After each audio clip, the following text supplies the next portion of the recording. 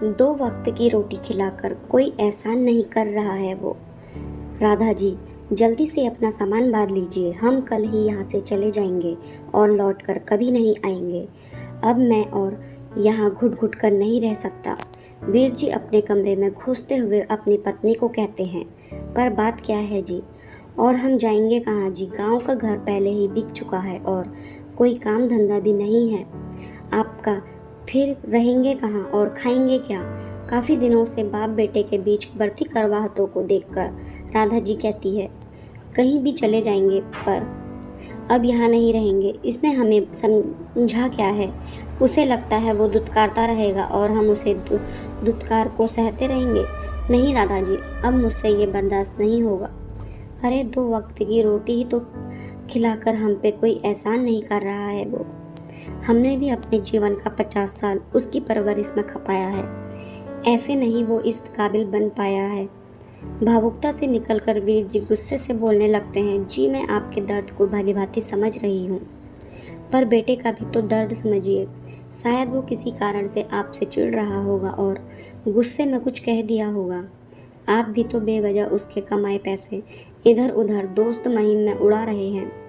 दबी जुबान में राधा जी कहती है, इतना सब जानने के बाद भी आप अपने पति को छोड़कर बेटे का पक्ष ले रही हैं। राधा जी, माँ है ना आप, इसलिए पति से ऊपर बेटे के मुंह को हावी कर लेती हैं और आपको कुछ नहीं कहता है न, इसलिए आप मेरे तकलीफ को नहीं समझ रही हैं।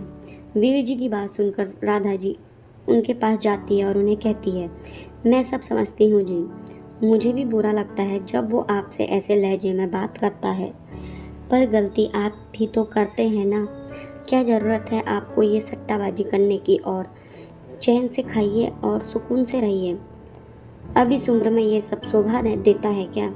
हाँ तो शौक से नहीं खेलता हूँ मैं, बल्कि बैठे बैठे उब जाता हूँ। मुझे यहाँ दिन काटना भारी लगता है। बैठे बैठे तो मैं क्या करूँ, और हर छोटी छोटी चीज़ के लिए अपने बेटे के सामने हाथ फैलाऊँ? नहीं कर सकता ऐसा मैं। राधा जी, मैंने आज तक किसी के सामने हाथ नहीं फैलाया, तो अब क्यों?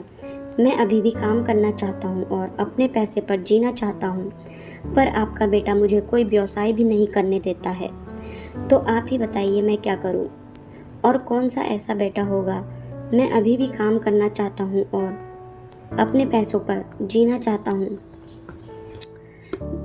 ऐसा कौन सा ऐसा बेटा होगा जो अपने पिता को ये कहेगा, अगर ज़्यादा तकलीफ है तो निकल जाइए मेरे घर से और वापस मत आइएगा। सोचिए राधा जी, इस बात से मुझे कितनी तकलीफ हुई होगी। कहते कहते वीर जी की आंखों में आंसू तैरने लगते हैं। फिर कुछ देर शांत होने के बाद कहते हैं, मैं मानता हूँ कि मैं गलती कर रहा हूँ, उसके मेहनत से कमाए पैसों को इधर उधर में खर्च कर रहा हूँ, पर मैं भी तो मजबूर हूँ। वो ये क्यों नहीं समझता कि मैं भी दिन भर घर का बैठकर उब जाता हूँ। मुझे शुरू से कुछ ना कुछ काम करने की आदत थी और इतनी जल्दी रिटायरमेंट लेना मेरा बस का नहीं है। मैं जीवन के अंत तक काम करना चाहता हूँ। जब तक मेरे हाथ पैर चल रहे हैं मैं किसी पर डिपेंड नहीं होना चाहता। पर यहाँ इतने बड़े शहर में व्यवसाय करना आसान नहीं है, इसलिए मैं अब यहाँ नहीं रहूँगा और उसे फिर से आत्मनिर्भर बनकर दिखाऊंगा। देख लीजिएगा राधा जी आप। दरअसल वीर जी और राधा जी के बेटे के जिद करने पर अपने गांव का काम धंधा बंद करके बेटे के पास आकर शहर में बस जाते हैं। ऐसे तो वीर जी की इच्छा नहीं थी कि इतनी जल्दी मैं अपना काम धंधा बंद करके बेटे पर निर्भर होना, पर राधा जी अपने बेटे के मुंह में फंसकर ऐसा करने पर वीर जी को राजी कर लेती है, क्योंकि गांव में भी वीर जी की बिल्कुल अकेले हो गए थे बेटी के शादी के बाद।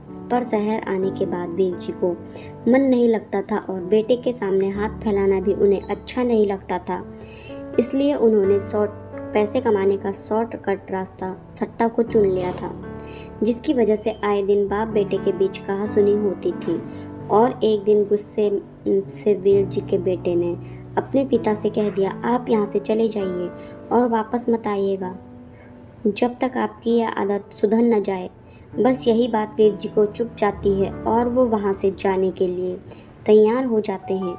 ठीक है जी, आप जैसे बोले, कहकर राधा जी अपना सामान बांधने लगती है और वीर जी टिकट का इंतजाम करने निकल जाते हैं। 2 दिन बाद उनका टिकट था। वो ज़्यादा कुछ कहे बिना अपने बेटे के यहाँ से चले जाते हैं। गांव पहुंचकर वो किराए पर छोटा सा मकान लेते हैं और फिर अपने LIC पॉलिसी पर लोन उठाकर अपना छोटा सा व्यवसाय शुरू करते हैं। धीरे धीरे काम अच्छा चलने लगता है और उनका दिन भी गलत जगह नहीं भटक कर अपने काम में बीत जाता है। अब उनके चेहरे पर अलग ही आत्मविश्वास दिखता था, जिसे देखकर महावीर जी का बेटा भी निश्चित हो गया कि उसके पिता अब गलत राह पर नहीं बल्कि आत्मनिर्भरता के साथ अपना जीवन यापन कर रहे हैं। वीर जी ने आत्मनिर्भर बनकर ये सबको बता दिया कि उम्र चाहे कोई भी हो, जज्बा होना चाहिए किसी काम को करने का। हाँ, खाली समय में रास्ते जरूर उन्होंने गलत अपनाए थे, पर वक्त रहते सही राह चुन लिए थे और इन सब में उनके बेटे का हाथ था। अगर वो ऐसा कड़वा वचन नहीं बोलता तो शायद वीर जी गलत राह पर चलकर बेटे के कमाए पैसों को पानी में मिला देते। तो दोस्तों, कई बार कहते हैं ना कि खाली दिमाग शैतान का घर बन जाता है, चाहे नवयुवक हो या बुजुर्ग। इसलिए जब तक शरीर और दिमाग चल रहा है तब तक काम करते रहना चाहिए।